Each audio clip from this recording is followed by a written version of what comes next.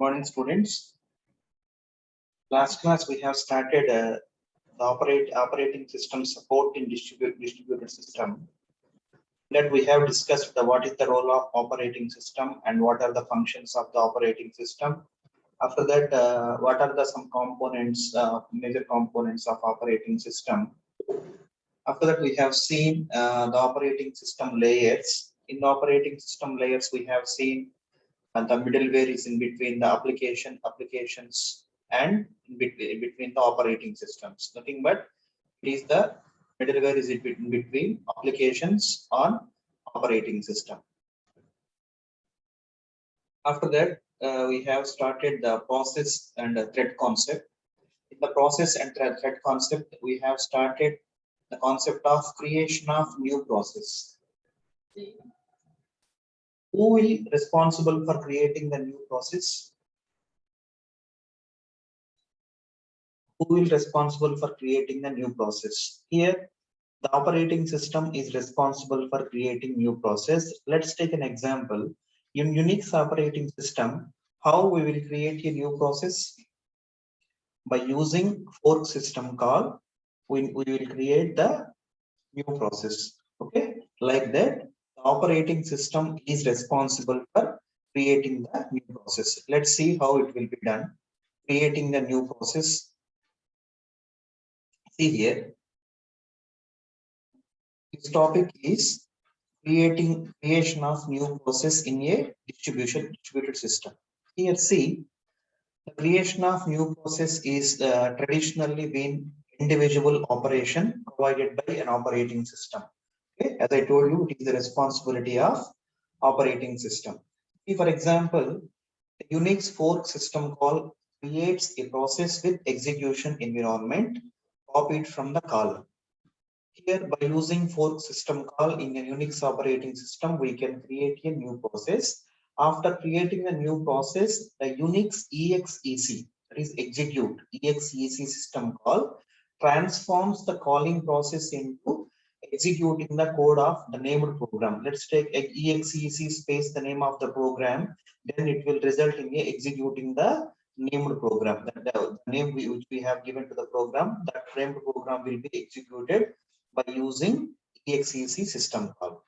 This is how the creation of a new process. Now, for a distributed system, the design of the process creation mechanism has to take account of utilization of multiple computers. See here, that is previously, that is with respect to operating system point of view, that is different case. Coming to the distributed system, in distributed computing environments, so many computers are connected in a network. So many computers are connected in a network. Here, the process creation mechanism, it deals with the multiple computers. Okay, because the distributed system may be maybe the network of so many computers. See here, the next page. The creation of new process can be separated into two independent aspects. The creation of new process can be separated into two new independent aspects. One is here two choices. The one is the choice of target host, the choice of process host. See how the choice of target host. Let's, for example, a host may be chosen from among the nodes of the cluster. See here, in a distributed system, so many nodes are connected. In those connected nodes, in those clusters of computers, one host can be acted as computer server. Okay. Now, after creating the process, we need to create the execution environment for that creation of new process. See, most of you people known about how the process will be created. Let's take an example. Process created in Unix environment by using fork system call. After creating the process needs to be executed. With respect to operating system, for execution of the program, what is needed? For any execution of the program, we need a memory. We need a memory to execute the program. Here, After creating the new process, with respect to choice of a target host, after assuming one host as a server, computer server, we need to provide an execution environment. This is with respect to target host. Now, the choice of process host. See here, the process allocation policies range from always running new processes at their originator computer and sharing processing load between the set of computers. See here, suppose in a computer, here in a distributing environment, so many computers are there.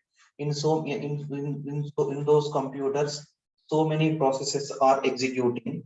After creating a new process, suppose after one process is created in one computer.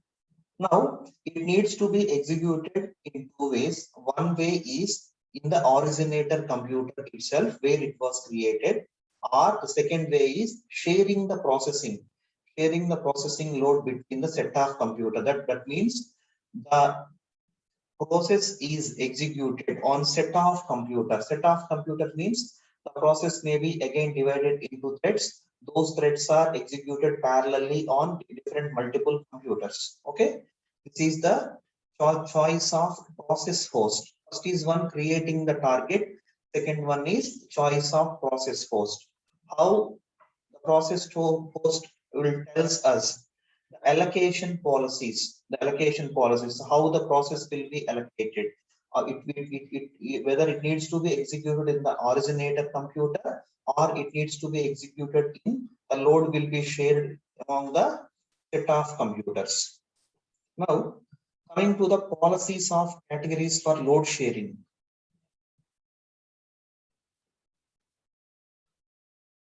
See here we are. The policy categories for load sharing. Here we are having three policies for load sharing. One is transfer policy, second one location policy, third one migratory policy. Coming to the transfer policy, it determines whether to situate a new process locally or remotely. See, this transfer policy decides or determines whether the new process has been created, right? That new process will be situated, whether it is locally, that means in the originator computer itself, or it can be done remotely. This may be depend on whether the local node is lightly or heavily loaded.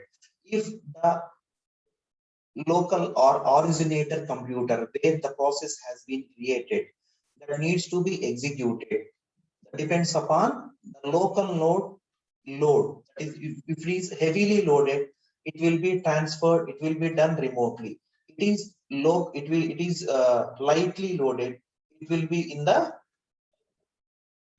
the local. Now coming to the location policy, it determines whether which node should host the new process. The location policy determines which node should host a new process selected for transfer. See here, this location policy determines as which node should host a new process. Even suppose one system has been created a process, and that should be hosted by another process. That will be decided by the location policy. The decision may be depend on relative loads on their machine architecture and on specialized resources they may processes. See here, suppose a process has been created on one local computer, one originator computer. Suppose when coming to the location policy,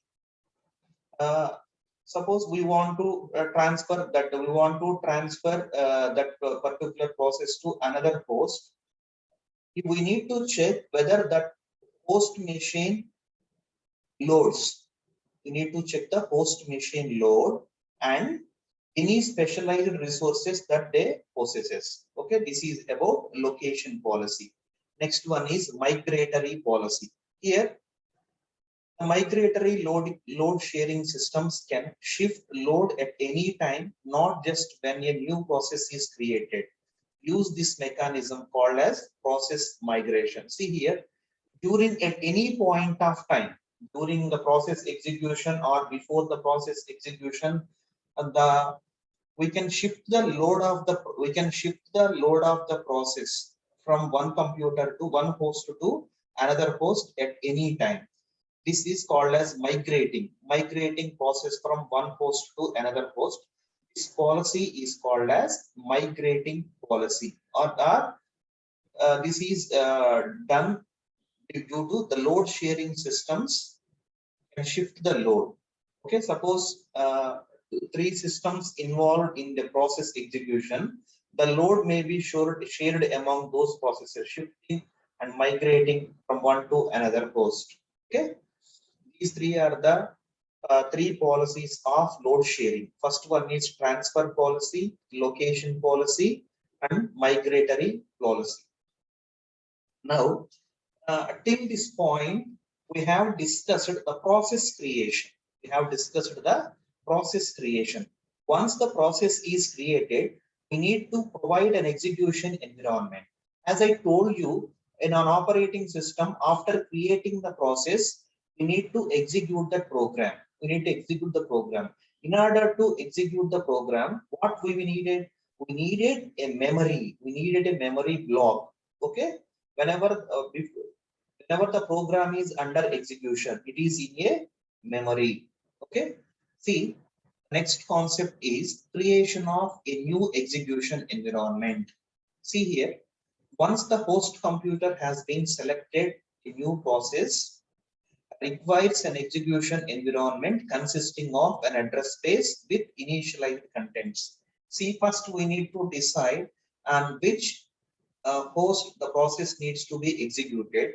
Here, for that, we are having two approaches, defining and initializing the address space of newly created process. Approaches are, see here, the highlighted part. First approach is used to where the address space is statically defined format.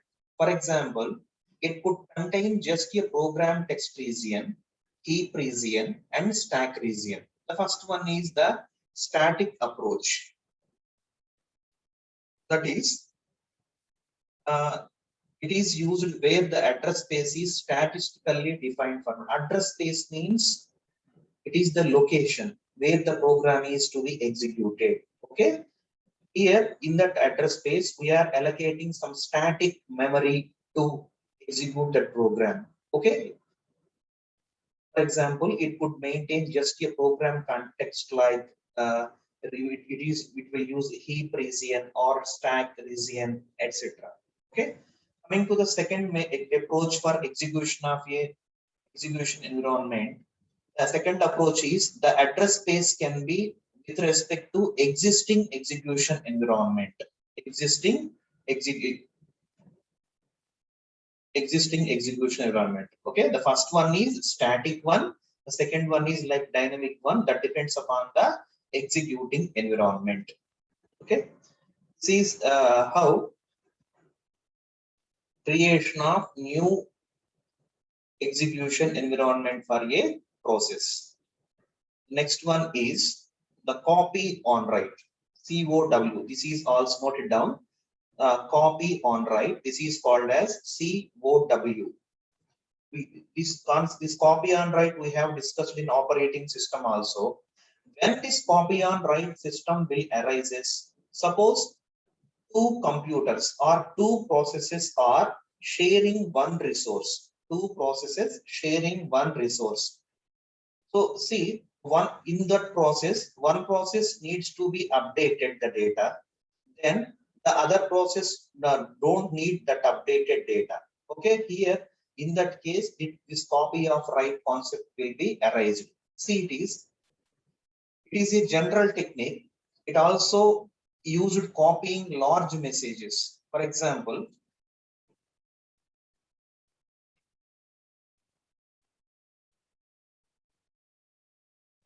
copy and write is a normal technique that will be efficiently copies the data resources in a computer system.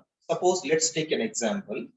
If a unit of data is copied but not modified, see, let's take an example. The unit of data that is copied but not modified. The copy can exist a reference of original data only when the copied data is modified and copy is created. See here, whenever I'm explaining you simply, whenever two processes sharing one resource, okay, one process needs to modify the data, okay, then what we need to do?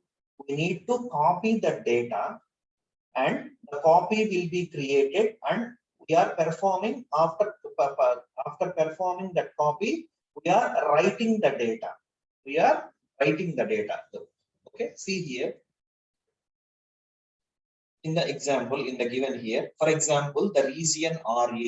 RA is the region which is the address space for process A. RA is the region and RB is memory. Regions RA and bar B. This is the address space of B, process B. This is called as region B. This is called as region A. For example, the regions RA and RB's memory is shared. Memory is shared. Copy on write between two processes. See here, RB is copied from RA. RB is copied from RA. What is the meaning of RB is copied from RA? See here. Let us assume the process A set a region RA to copy inherited by its child, process B, and the region RB was created the process B.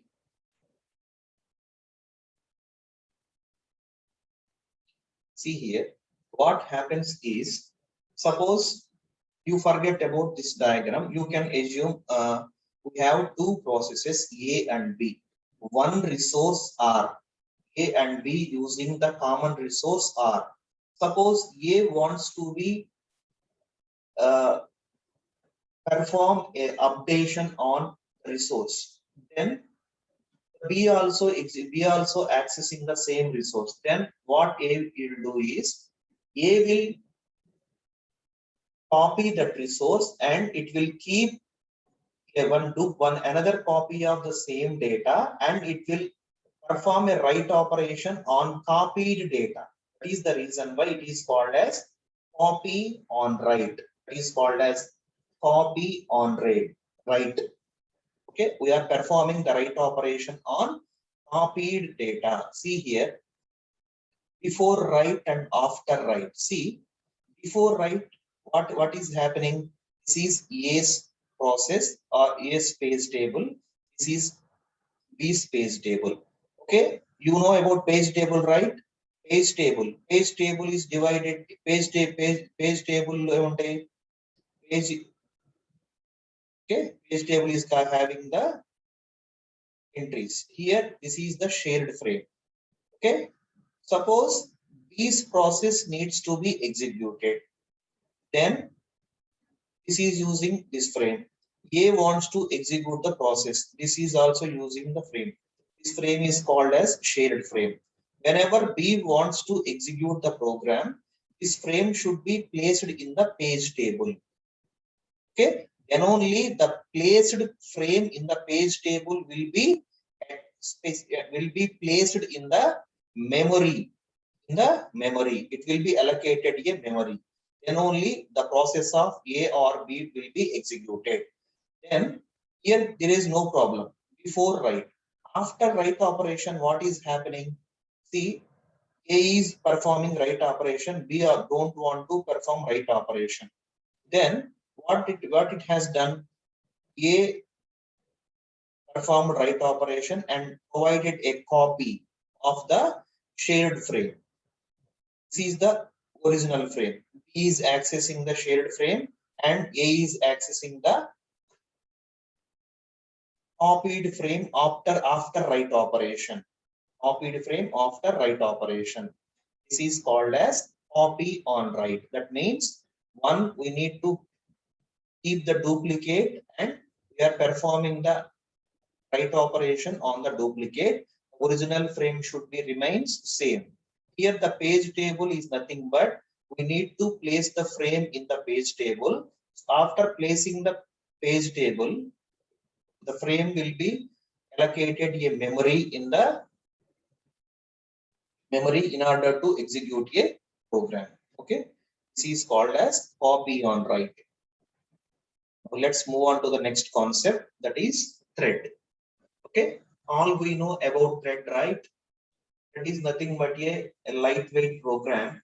Here the large program or big program is divided into small threads, and the main use of these threads is the threads are running simultaneously. All threads are running simultaneously. Here a process is divided into number of smaller tasks. Each task is called as a thread. The number of threads within a process to execute at a time. Why? Because the divided tasks or the divided threads from the big program or big task are execute at a time simultaneously. That is called as multi-threading concept. Okay. The advantage of this multi-threading concept is it supports the additional capability of operating system. Okay, based on the functionalities, the threads are divided into 4 categories. Okay, here coming to the first category, first type, responsiveness. Here it increases the responsiveness to the user when a multi-threaded web browser are using. Okay, multi-threaded web browser means multiple operations we are performing on the web browser. Okay, you are performing, so many people are performing operations on the web browser. Here to give the responses to them, here the responsiveness is the important one. Next one is resource sharing. Threads are share memory and the resource. The threads will be shares the memory. Threads share the memory and resources of the process to execute the application. In this case, the address space of shared memory allows several different threads of activity within the same address space. Here, we know the major advantage of the threads is the resource sharing. Here, the threads will share their memory and the resources of the process will be executed in the given application. Okay. Next one, economy. Here, allocating memory and resources for a process is costly. Why? Because for every process, in order to execute, we need to allocate a memory and we need to allocate your resources. So this becomes costly. So because the threads shares the resources, if the resource sharing is there, then it will be cost effective, right? And coming to the threads, it will share the resources of the processes which they are belonging to. Okay, when the process is divided into threads, okay, all threads will share the resources. Okay, for example, creating a process is about 30 times slower than creating a thread. Creating a process is 30 times slower than creating a thread, and context switching is about 5 times slower. What they are saying, creating a process is about 30 times slower. Here that means creating a thread is effective, and the context switching means the resources are switches from one to another. Okay, in order to execute, it will be about 5 times slower than this. Okay, last one, utilization of multi-processor architecture. Here I told you in the multi-threading environment. Okay, that where the number of threads in a process executes at a time. Okay, that is called as multi-threading environment. Here, the benefits of multi-threading environment can be increased in a multi-processor architecture. Why? Because multi-threading plus multi-processor, it will give more effective. Why? Because here multiple processors are there, will present. Here, a single threaded process can only run on one CPU, but not more. Here in multi-processor and multi-threading, here we are having so many processor and the threads are running on multiple CPUs. Okay, this is called as the utilization of multi-processor system. These four categories are the functionalities. Okay, functional basic depending upon the functionality, these four are divided: responsiveness, resource sharing, and economy and utilization of multi-processor architecture. These are the four types of four advantages or four functions of threads. Now moving down to the next one. Architecture of multi-threaded servers. Architecture of multi-threaded servers. Here we are having a diagram which is having the client and server with threads. Okay, previously we have seen so many client and server architectures. In this architecture, this is also called as worker spool architecture. In this, we are having one client and one server. Here, see here. In the client, we are having so many processes. Here, this is thread 1. This is thread 2. We are having two threads here. Thread 1 is to generate results. Thread 2 makes request to server. By using this thread 2 process, we are making request to the server. Okay, server is getting request from the thread 2. Client's thread 2 process. Thread 2. It makes request to the server. These are the requests which is from the client, and here the server will get n number of threads. Here, after receiving, see this point where I am pointing, after receiving the requests from the client, the requested threads will be queued. Okay, the requested threads will be queued in the server. Here these are the n threads which is received from the different clients, and these will be executed, and the input and output will be given here. Okay, this is called as the worker pools architecture. See here in the diagram, consider a server shown in the figure. The server has pool of one or more threads. See here, the server is having pool of threads. The server is having pool of threads, each of which repeatedly removes a request from the queue, received the request and process it. Here, this is the queue where the requests are to be entered. And once the request is satisfied, that means the requested is completed. That means the process is completed. That will be removed from the client. That means that will be removed from the request queue.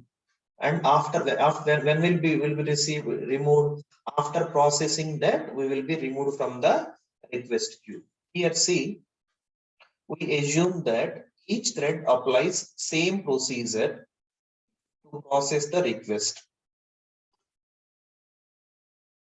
We assume each thread applies the same procedure to process the request. Let us assume that each request takes 2 milliseconds of processing and 8 milliseconds of IO delay when the server reads from the disk. See how long it will take.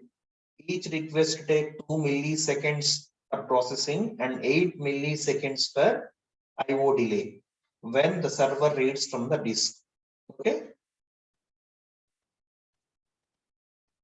Here, what is the maximum throughput? See here how long the turnaround time. What is the turnaround time? We have discussed this turnaround time in process scheduling algorithms. This TAT, total time. That means whenever the request is raised, when the request is started from till the process is completed, the total time is called as turnaround time. Here, for 2 seconds for processing, for 8 seconds for delay, the total time will be 8 milliseconds. Okay, and on an average, it will take 10 milliseconds. Okay, so the server can handle 100 client requests per second, and that means for one request, it is taking 10 milliseconds. That means per second, a server can take 100 client requests to process. For a single request, it is 10 milliseconds. For 100 client requests, it will take per second. Okay, like that. This is a client server threads.